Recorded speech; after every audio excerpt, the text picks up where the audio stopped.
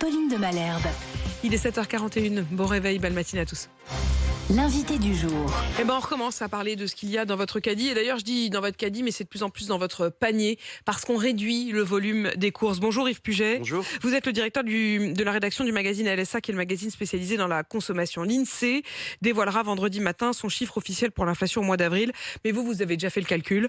Dans les supermarchés, les produits du quotidien sont en moyenne 17% plus chers que l'année dernière. Qu'est-ce qui augmente le plus, Yves Puget ?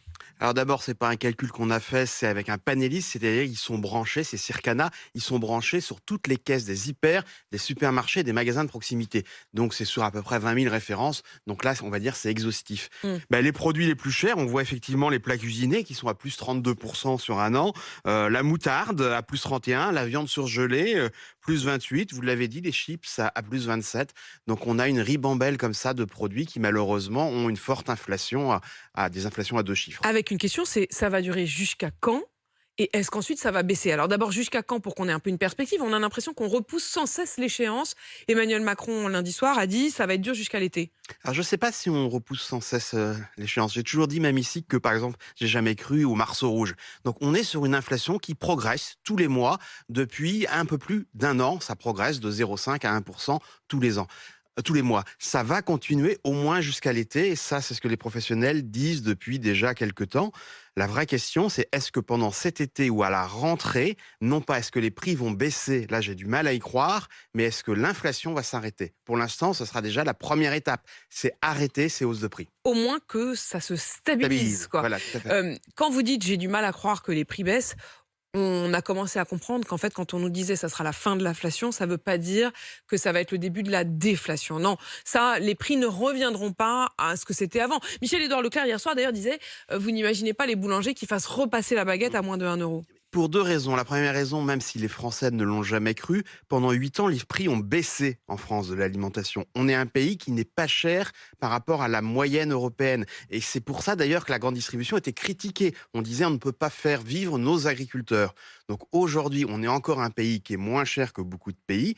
Donc forcément, l'alimentation, ça a un prix. Donc forcément, on ne va pas retourner au même prix qu'avant. Ce que vous laissez entendre, Yves Puget, c'est on avait presque pris des mauvaises habitudes. On était presque un peu, j'ose le mot, des enfants gâtés. C'est-à-dire qu'on pouvait manger pas cher dans ce pays.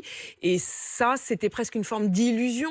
Oui, c'était une illusion sur la qualité, sur la souveraineté alimentaire française, une bonne alimentation pour qu'elle soit, on va dire, dans le respect de notre économie française et dans le respect d'une alimentation saine et le respect du développement durable de notre planète. Ça a un prix. Et c'était d'ailleurs une part faible, finalement, du budget, enfin proportionnellement, du budget des moyenne, ménages. c'est 14% du budget des ménages, mais la moyenne cache beaucoup de choses, et c'est vrai que pour des ménages en difficulté, c'est beaucoup plus, ça peut monter à 40% de leur budget mensuel, donc là, ça a de lourdes conséquences. Et justement, les ménages, on va entendre Lucie qui va nous raconter comment ça se passe chez elle. Lucie, vous nous avez appelé au 3216, vous êtes à Dole, dans le Jura, vous êtes conductrice de ligne, c'est vous qui faites les courses, et qu'est-ce que vous constatez ? Bonjour. On constate une augmentation à chaque fois qu'on y va. Chaque fois qu'on achète quoi que ce soit, tout augmente. Moi, j'ai une petite fille là, qui va avoir 1 mois. À chaque fois que j'achète un paquet de couches, le paquet de couches prend 1 euro, quoi. Le paquet de couches, ça c'est vraiment on ne peut pas s'en passer. On est totalement contraint. Vous achetez des couches moins chères, parce que les couches moins chères, souvent, c'est en fait assez décevant. Vous êtes obligé d'en racheter derrière. Est-ce que ça a été votre cas ?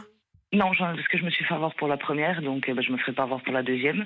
Donc, vous voulez dire pour votre premier enfant ? Voilà, pour ma première fille. Vous aviez acheté des couches pas chères, des couches premier prix ? C'est ça, et finalement, je me suis retrouvée à en racheter un tout de suite derrière, parce que ça ressemble plus à du carton qu'à autre chose, et on se dit qu'elle a ça sur elle toute la journée. On peut pas les laisser dans quelque chose qui n'est pas agréable, quoi. Donc on est obligé d'y mettre le prix. Lucie, c'est devenu un gros budget chez vous, ça ? Ah oui, oui, ça devient un gros budget, oui. Est-ce que ça veut dire que pour payer les couches de votre enfant, vous faites des sacrifices sur d'autres choses, Lucie ? Est-ce que vous avez été obligé d'arbitrer ? On est bien obligé. On peut pas tout avoir. Nos salaires, malheureusement, ne suivent pas l'inflation. Donc, vous avez 2 salaires à la maison, Lucie ? On a 2 salaires à la maison, oui. 2 salaires et donc 2 enfants ? C'est ça, 2 salaires, 2 enfants. Et votre budget course ? Oula, et ça fait bien dans les 500-600 euros au mois. 500-600 euros au moins, et on est obligé de se priver et de changer nos habitudes. Lucie, ouais, allez-y, allez-y. Nous, on était beaucoup justement sur le local, le bio et tout ça, et c'est des choses qu'on peut plus. C'est plus possible. Alors ça, c'est un des gros problèmes, Lucie. Yves Puget, on le voit. Vous disiez, on avait l'illusion peut-être d'une alimentation pas trop chère, mais c'était au prix d'une qualité moindre. Moi, j'ai du mal à entendre ça, Yves Puget, parce que j'ai l'impression que c'est aujourd'hui qu'on a une mauvaise qualité, parce que c'est aujourd'hui qu'on se prive des produits qui sont sains et qui sont bons pour la santé. Alors, ce sont 2 sujets différents, la mauvaise qualité et se priver. La mauvaise qualité, je crois quand même qu'on a une industrie agroalimentaire et des agriculteurs qui sont de qualité, donc on a quand même, si on peut, malheureusement, il y a le si on peut, acheter des produits de qualité, on les trouve en France. Et même la sécurité alimentaire, on en parle souvent, n'a jamais été aussi sûre aujourd'hui. Après, oui, il y a des arbitrages et forcément, des consommateurs vont sur du premier prix. Le premier prix, alors on peut se rassurer en disant que c'est simplement 4% de part de marché, mais c'est une croissance de à peu près 20% tous les mois. Avec un vrai problème, et je voudrais qu'on mette l'accent là-dessus ce matin, qui est tous les produits familiaux. Quand on entend Lucie qui nous parle des couches, ça fait partie vraiment de ce qui est le panier pour les enfants. On est obligé d'en acheter, quoi qu'il arrive, quand on a une petite d'un mois comme Lucie. Et puis, les familles, on les attire avec des packs familiaux. On se dit, spontanément, qu'en passant dans les rayons, on va acheter 3 paquets de céréales au lieu d'un et que ça va être moins cher. On se rend compte que ça, c'est une arnaque et une illusion. Alors oui, je vous ai entendu tout à l'heure également sur ça. Je suis pas totalement d'accord. De temps en temps, il y a, oui, alors soit de l'arnaque, soit des erreurs, et ce n'est pas normal dans les 2 cas.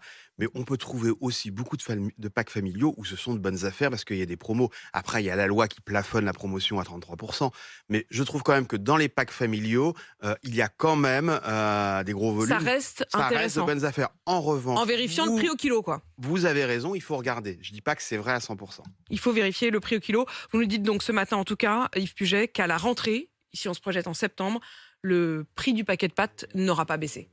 Non, je ne crois pas. Effectivement, Bruno Le Maire a demandé des renégociations, mais pour l'instant, il a juste fait une lettre d'intention et ça menace. Et si ça ne se fait pas, il va réunir tout le monde à Bercy. J'ai du mal à croire que Michel-Édouard Leclerc et d'autres soient émus d'être convoqués à Bercy. Donc ça, c'est la première question. Le deuxième sujet, c'est dans son courrier, d'ailleurs, il parle de négociations objectives. Je ne connais pas les négociations objectives. Une négociation, c'est un conflit d'intérêts de chaque partenaire. Où chacun veut faire du Voilà. profit. Donc, les industriels vont venir en disant oui, d'accord, le prix du blé, il baisse, mais pour l'instant, mon contrat d'électricité, non, mes salaires ont augmenté, le coût du transport a augmenté, etc. Donc, chacun va sortir sa calculatrice. Et le tout avec une notion de Mais la le transparence juge qui est de pas paix, ce forcément sera les volumes. les volumes et puis finalement à la fin quand même le consommateur s'il se détourne des produits. Yves Puget, merci en tout cas d'être venu dans ce studio. Vous êtes le directeur de la rédaction de LSA qui est ce magazine spécialisé dans la consommation. Et vous nous le dites ce matin, c'est pas prêt franchement de baisser. Il est 7h49 sur RMC.